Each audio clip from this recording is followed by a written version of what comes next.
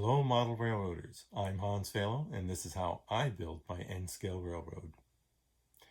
It's been a long time since I've done an update, and I apologize for this. I've had other interests, and I'm just really getting started on doing all my track work now. The last update showed how I did my woodwork behind me, and I've added another layer of extruded foam here to give it a little more depth when I want to cut down into it. So let's not waste any time, and I'll show you what I've done for my layout. So looking at my train set right now, this is what I've got done. It's a mock layout. I have a few things to still finalize on it. And of course I have to get the extruded foam in the right places.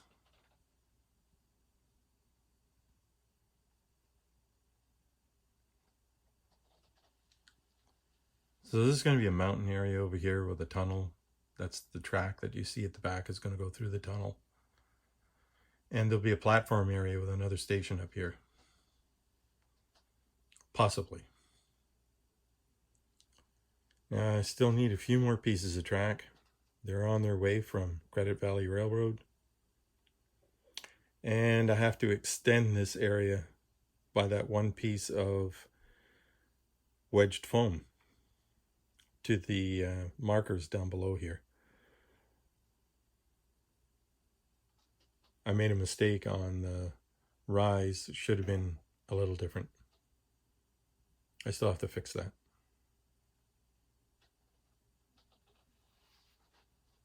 There's going to be a small station area here.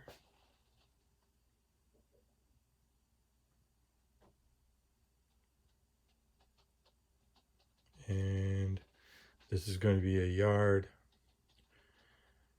I'm going to keep my trains here. Have a turntable. May put some engine sheds in here. This whole thing can still change. I'm not entirely sure what I'm going to do with it. The back rise worked pretty good. I'm happy with that.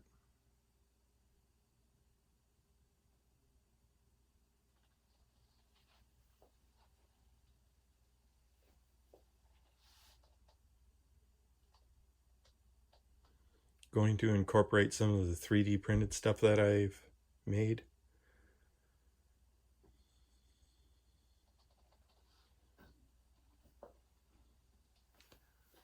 And this area over here is going to have a trestle bridge going through the entire section of curve. This is an old Atlas turntable. I gotta fix it up a little bit to make it look a little better. There's just a flat top turntable. But it runs pretty good. It always centers itself on the tracks. I bought an accessory that can handle the switches without being connected to the Kato controller. And I found too many times the Kato controller would just cut out if I'm running a couple of engines and trying to do switching at the same time. So this device on the end of the switch block here makes a big difference because it runs independently. And I'm controlling it from I'm powering it from this old controller that I have. I purchased a bunch of these Digitrack DZ126 decoders for my trains. They're really, really small. And they handle headlights and nothing much more. They're not sound decoders or anything. Because they're so small, I think I'm not going to have too much of a problem installing them. I've already been experimenting with them on JMRI. So that's about it till the next time. I hope everybody stays safe and, don't go too stir crazy being indoors. And I'm sure a lot of you have huge modeling projects like Sparky 107. I envy his layout. It's absolutely ginormous. I'll put a link down below to his page. It's going to be absolutely spectacular when it's finished, with 3 levels and a giant helix that goes between them all. Anyway, I'm sure you'll enjoy seeing that. He's still working away on it, building it away. He's finished building a huge shed that this all goes into. You'll all be so jealous when you see it.